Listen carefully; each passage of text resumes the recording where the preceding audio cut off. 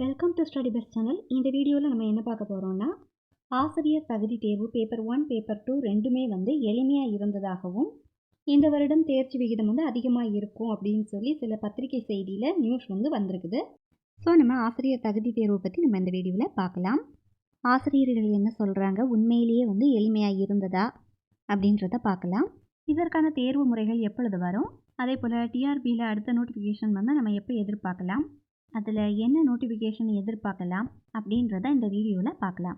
பத்திரிகை செய்தியில் குறிப்பிட்ட மாதிரி தான் பேப்பர் 1 பேப்பர் 2 பொறுத்த வரைக்கும் கடந்த டெட் தேர்வை கம்பேர் பண்ணும்போது இந்த டெட் பரவாயில்ல, ஓரளவு நம்ம பாஸ் பண்ணிடலாம், அந்த மாதிரி தான் கேள்விகள் இருந்த மாதிரி சொல்கிறாங்க. ஸோ ஏன்னா 150க்கு 140 100லாம் எடுக்கிற மாதிரி இல்லை.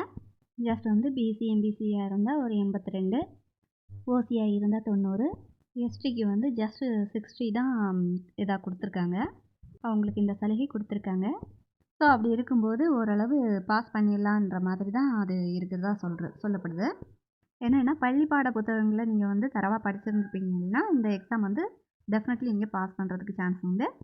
அதை தான் பத்திரிகைகளில் சொல்லியிருக்காங்க. டெட் தேர்வுகளில் வினாத்தாள்கள் எளிது, இந்த முறை தேர்ச்சி அதிகரிக்க வாய்ப்பு அப்படின்னு போட்டிருக்காங்க.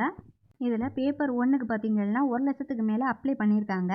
ஆனால் எக்ஸாம் அட்டன் பண்ணவங்க பார்த்திங்கன்னா 92,000 சம்திங் தான் எழுதியிருக்காங்க.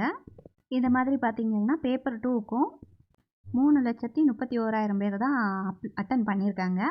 கிட்டத்தட்ட பார்த்திங்கன்னா ஒரு 86% தேர்வர்கள் அட்டன் பண்ணியிருக்காங்க. குறிப்பிட்ட சதவீதம் எக்ஸாமில் ஆப்சண்ட் ஆகியிருக்கிறாங்க. இதற்கிடையில் முதல் தாள் தேர்வு போல இரண்டாம் தாள் தேர்வும் எளிதாக இருந்தது. இவ்வாறு தேர்வர்கள் கருத்து தெரிவித்தனர். இதனால் டெட் தேர்ச்சி பெறுபவர்களின் எண்ணிக்கை உயரும் என்று எதிர்பார்க்கப்படுகிறது. இவ்விரு தேர்வுகளையும் துரிதமாக வெளியிட முடிவு செய்யப்பட்டுள்ளதாக துறை அதிகாரிகள் தகவல் தெரிவித்தனர். ஸோ டிஆர்பியிலேருந்து அதிகாரிகள் இதற்கான ரிசல்ட்டை நாங்கள் விரைவில் கொடுப்போம் அப்படின்னு சொன்ன மாதிரி இதில் இந்த பேப்பரில் தகவல் தெரிவிக்கப்பட்டிருக்கு. ஸோ நமக்கு நவம்பர் மிடில் நமக்கு எக்ஸாம் கொடுத்துருக்காங்க. டிசம்பர் மிடில் ஒரு 1 மந்த் வேல்யூஷன் பண்ணால் கூட டிசம்பர் மிடில் ஆகிடும். டிசம்பர் எண்டிங்குள்ளே நமக்கு ரிசல்ட்டை எதிர்பார்க்கலாம். ஓஎம்ஆர் மெத்தட் ஆன்லைன் எக்ஸாம் வச்சுருந்தா உடனே சீக்கிரமாக ரிசல்ட்டை கொடுத்துருக்கலாம். அப்படி பண்ணியிருந்தால் வேல்யூஷன் பண்ணுறது ரொம்ப ஈஸி.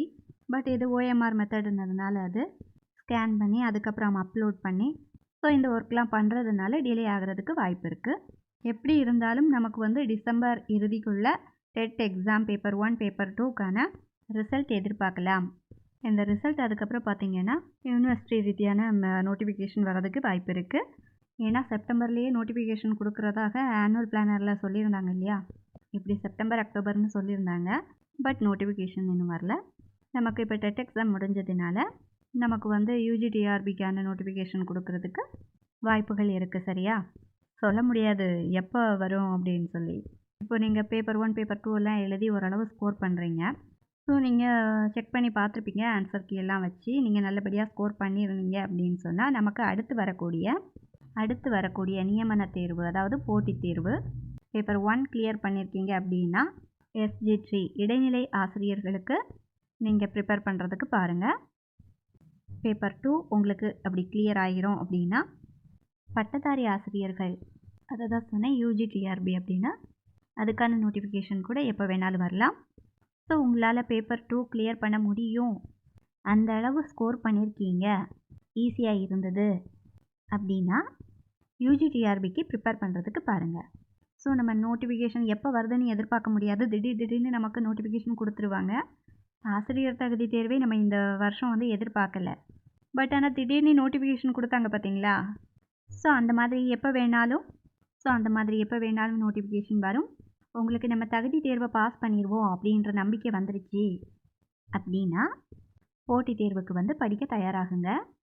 இந்த நவம்பரில் நமக்கு பிஇஓ நோட்டிஃபிகேஷன் கொடுக்குறதாக ஆனுவல் பிளானரில் கொடுத்துருக்காங்க. ஸோ நமக்கு நவம்பர் போயிட்டுருக்கு, வந்தால் தான் நமக்கு உறுதியாக சொல்ல முடியும். எப்போ வரும்னு சொல்ல முடியாது. டிஆர்பியை பொறுத்த வரைக்கும், அரசு போட்டித் தேர்வை பொறுத்த வரைக்கும் டிஎன்பிஎஸ்சியை மாதிரி சொன்ன மாதிரி வரிசையாக நோட்டிஃபிகேஷன் கொடுக்க மாட்டாங்க.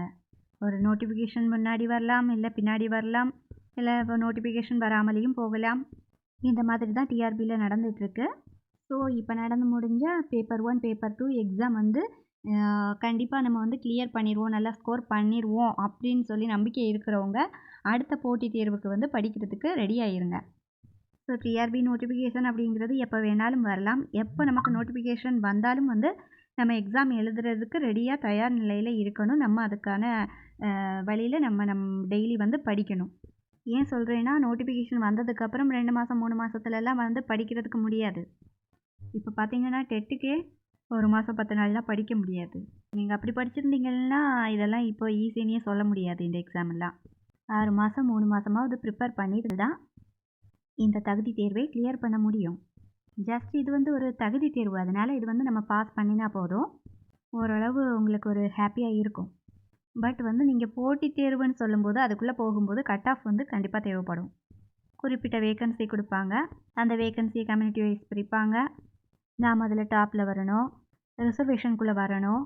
அப்படிங்கும்போது நம்ம இன்னும் வந்து நம்மளுடைய எஃபெக்ட் வந்து அதிகமாக பண்ண வேண்டியது இருக்கும். அதனால் ஆசிரியர் தகுதி தேர்வு கண்டிப்பாக நாங்கள் பாஸ் பண்ணிடுவோம் அப்படிங்கிறவங்க இப்போ இருந்தே அடுத்த போட்டித் தேர்வுக்கு படிக்கிறதுக்கு ரெடி ஆயிருங்க. இந்த வாட்டி நடந்த இந்த டெட் பேப்பர் 1 பேப்பர் 2 எக்ஸாம் எழுதி பாஸ் ஆக போகிற எல்லா தேர்வர்களுக்கும் நம்ம ஸ்டடி பஸ் சேனல் சார்பாக அட்வான்ஸ் வாழ்த்துக்கள்.